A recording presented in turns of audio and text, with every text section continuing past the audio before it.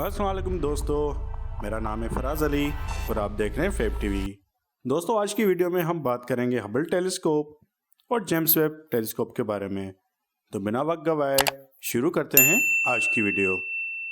इंसान की हमेशा से यही ख्वाहिश रही है कि वो स्पेस में जाए और उन सितारों को देखे जो रात को आसमान में वो देखता है और सोचता है क्या हम इतनी बड़ी कायनात में अकेले हैं या उन सितारों पर कोई मौजूद है। इसी बात को जानने के लिए इंसान हमेशा से आसमान की तरफ देखता है, लेकिन फिर 1608 में डच के एक लेंस मेकर ने, जिसका नाम हांस लिपरशे था, उसने टेलीस्कोप की डिज़ाइन बनाई, लेकिन किसी वजूहात की वजह से उसकी डिज़ाइन रिजेक्ट कर दी गई। लेकिन फिर 1609 में गैलीलियो की डिज़ाइन सबको पसंद आई और वो उन सब डिज़ाइन से बेहतर थी जो गैलीलियो ने बनाई थी।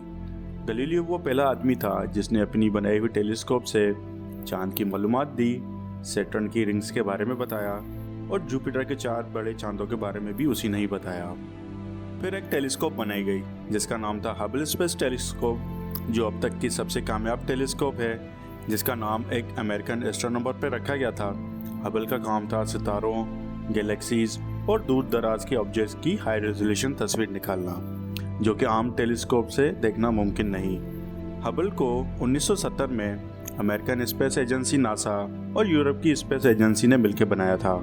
हबल टेलीस्कोप को 1990 में स्पेस में लॉन्च किया गया था, जो अभी तक स्पेस में सही से काम कर रही है और अंदाजे के मुताबिक हबल टेलीस्कोप 2030 या 2040 तक सही से काम करेगी। हबल टेलीस्कोप ने साइंटिस्ट को काफ़ी सारी इंफॉर्मेशन दी है, जैसे कि हमारी कायनात की उम्र कितनी है, प्लूटो के 2 चांद को ढूंढ निकालना, निक्स और हाइड्रा, हमारी कायनात की फैलने की स्पीड कितनी है, दूर दराज ब्लैक होल से जुड़ी गैलेक्सीज, डार्क मैटर का 3D मैप, 1995 में खींची गई ईगल नेबुला की तस्वीर, एक क्रेब नेबुला जो एक सितारा था फिर सुपरनोवा बन के फट गया, जिसकी डस्ट और गैसेज 6 नूरी सालों तक फैली हुई हैं, या फिर मार्स की HD तस्वीर बनाना और बहुत सारी तस्वीरें हबल टेलीस्कोप ने साइंटिस्ट को दी हैं। फिर एस्ट्रोनॉमी की दुनिया में जेम्स वेब टेलीस्कोप का इजाद हुआ। जेम्स वेब टेलीस्कोप का काम 1990 में स्टार्ट हुआ था। ये टेलीस्कोप यूएस की स्पेस एजेंसी नासा ने बनाई है, जिसमें यूरोप की स्पेस एजेंसी ने उसकी मदद की है। 2016 विकिपीडिया की रिपोर्ट के मुताबिक जेम्स वेब को बनाने में $10 बिलियन का खर्चा आया है और ये टेलीस्कोप 69.5 फीट लंबी और 46.5 फीट चौड़ी है, जिसका प्राइमरी मिरर 21 फुट का है, जो कि 18 हेक्सागोनल शेप के मिरर से बना हुआ है और उन सारे मिरर्स को गोल्ड प्लेटेड से बनाया गया है। जेम्स वेब का नाम नासा के एडमिनिस्ट्रेटर पर रखा गया था, जिसका नाम था जेम्स एडविन वेब, जो 1961 से लेकर 1968 तक नासा का एडमिनिस्ट्रेटर रहा। जेम्स वेब को एरिन 5 रॉकेट की मदद से 25 दिसंबर 2021 को L2 लार्जर पॉइंट की तरफ लॉन्च किया गया था, जो जनवरी 2022 को L2 पॉइंट तक पहुंच गया।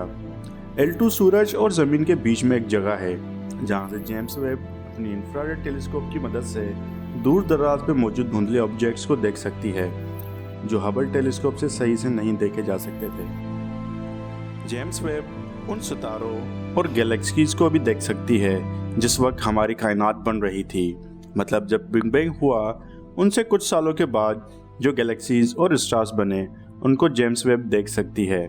जेम्स वेब की इंफ्रारेड टेक्नोलॉजी की वजह से हाल ही में जारी की गई तस्वीरों को देखकर हर इंसान दंग रह गया है, जिसमें सबसे पहले तस्वीर एक गैलेक्टिक क्लस्टर SMACS 0723 की है, जिसमें आप लाखों गैलेक्सीज को देख सकते हैं, जिनमें काफ़ी सारी चमकदार और काफ़ी सारी धुंधली गैलेक्सीज मौजूद हैं, जिनमें से कुछ की ग्रेविटी की वजह से कर्व शेप में हैं।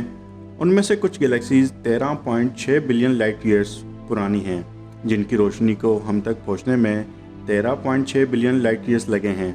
मतलब जो गैलेक्सीज हम तस्वीर में देख रहे हैं वो शायद अभी वैसी ना हो, क्योंकि हम 13.6 बिलियन लाइट ईयर्स माजी में देख रहे हैं। जैसे कि हमारे सूरज की रोशनी को हम तक पहुंचने में 8 मिनट लगते हैं।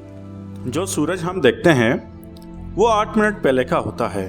मिसाल के तौर पे अगर हमारे सूरज की रोशनी ख़त्म हो जाती है या वो गुम हो जाता है किसी वजह से, तो हमें इस बात का एहसास 8 मिनट तक नहीं होगा, क्योंकि सूरज की रोशनी को हम तक पहुंचने में 8 मिनट का टाइम लगता है।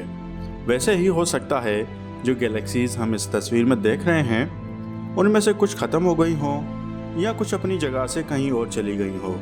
लेकिन जैसे कि मैंने पहले आपको बताया कि लाइट को हम तक पहुंचने में 13.6 बिलियन लाइट ईयर्स लगे हैं, तो हमें वो गैलेक्सीज उसी शेप में नज़र आ रही हैं जैसे वो 13.6 बिलियन लाइट ईयर्स पहले थी। इसलिए जेम्स वेब को कहा जाता है कि वो टाइम में पीछे देख रही है। और जो गैलेक्सी रेड नज़र आ रही हैं वो भी पुरानी हैं और दूर गैलेक्सीज हैं। जैसे जैसे जेम्स वेब टेलीस्कोप डीप में जाएगी वैसे वैसे कायनात के राज खुलते जाएंगे। और इस तस्वीर की अहमियत ऐसी है कि आप रेत के एक जर्रे को अपने हाथ में पकड़ के आसमान की तरफ देखें और पीछे आपको पूरा आसमान नज़र आ रहा है। वैसे ही इस तस्वीर की अहमियत हमारी इस कायनात में है। फिर एक और तस्वीर जारी की गई जो कि एक नेबुला की है, जहाँ पे स्टार्स बन रहे हैं। नेबुला कॉस्मिक डस्ट और गैसेस से बना हुआ होता है। नेबुला कई लाइट ईयर्स तक फैले हुए होते हैं। कुछ नेबुलास के बादल की तो ऊंचाई 7 लाइट ईयर्स तक भी होती है, जिनको इंसान देख के दंग रह जाता है। फिर जेम्स वेब ने कैरिना नेबुला की तस्वीर निकाली, जो पहले हबल भी निकाल चुका है, पर जेम्स वेब ने पहले से ज़्यादा शार्प, क्लियर और डिटेल में तस्वीर निकाली, जो आज तक इंसानों ने पहले कभी नहीं देखी थी, कॉस्मिक डस्ट की वजह से और उन बादलों की वजह से। लेकिन जेम्स वेब की इंफ्रारेड टेक्नोलॉजी की वजह से हम ये सब क्लियर देख सकते हैं। इस तस्वीर में कुछ ऐसे स्टार्स भी हैं जो बहुत यंग हैं, जिनकी उम्र कुछ लाख साल है। जेम्स वेब ने एक और तस्वीर निकाली जिसका नाम स्टीफन्स क्विंटेंट है, जिसमें हम लोग देख सकते हैं कि कुछ गैलेक्सीज एक दूसरे के साथ मिल रही हैं ग्रेविटी की वजह से। इसमें से एक गैलेक्सी हमारी ज़मीन से 40 मिलियन लाइट ईयर दूर है और बाकी की 4 गैलेक्सी ज़मीन से 290 मिलियन लाइट ईयर्स दूर हैं। और जो चमकदार रोशनियां हैं वो भी यंग स्टार और गैलेक्सीज हैं। जेम्स वेब ने एक और तस्वीर जारी की जिसका नाम साउदर्न रिंग नेबुला है। ये 2 स्टार्स हैं जो एक दूसरे के इर्द गिर्द घूम रहे हैं, जो अपनी ज़िंदगी पूरी करके वाइट ड्वार्फ बन चुके हैं, जिसकी वजह से उनमें मौजूद गैसेस और एनर्जी पूरी हो चुकी है, जिसकी वजह से वो वाइट नज़र आ रहे हैं और वो एक नेबुला में कन्वर्ट हो रहे हैं, जिसकी वजह से उनमें इर्द गिर्द गोल्ड, वाइट और ब्लू कलर की गैसेस और बादल बन रहे हैं। जेम्स वेब के कामों में से एक काम यह भी है कि वो ऐसे प्लैनेट ढूंढ निकाले जहाँ पे ज़िंदगी मौजूद हो या पानी मौजूद हो। जेम्स वेब ने ऐसा ही एक प्लैनेट ढूंढ निकाला है जिसका नाम है वास्प 96b या WASP 96b, जहाँ पे जेम्स वेब को अभी तक ज़िंदगी के आसार नज़र नहीं आए, पर वहाँ पे बादल मौजूद हैं, मतलब वहाँ पे पानी और रहने लायक माहौल मौजूद है, या शायद कोई मखलूक वहाँ पे मौजूद भी हो सकती है। सबसे ज़्यादा बेहतर तो अल्लाह ही जानता है। जेम्स वेब की कुछ तस्वीरें देख के पूरी दुनिया दंग रह गई है। हर कोई जेम्स वेब की बात कर रहा है और करनी भी चाहिए, क्योंकि ऐसी अजीम कायनात देखने का मौका जो मिला है। पर हम ये बात मत भूलें कि ये सारा निज़ाम अल्लाह का बनाया हुआ है, जिसने ऐसी अजीम कायनात बनाई जो हमने अभी तक पूरी देखी भी नहीं। और वो कितना अजीम होगा जिसने ये कायनात बनाई है, और क़यामत के दिन ये पूरी कायनात उसी के हाथ में होगी। अल्लाह हम सबको हिदायत दे और ईमान दे। उम्मीद करता हूँ आपको ये वीडियो पसंद आई होगी। तो आज की वीडियो में बस इतना ही। अगर आपको ये वीडियो पसंद आई तो मेरे चैनल को सब्सक्राइब करें, वीडियो को लाइक करें, अपने दोस्तों के साथ शेयर करें और अपनी राय का इज़हार कमेंट में ज़रूर कीजिए। तो मिलते हैं अगली बार एक और नई वीडियो के साथ।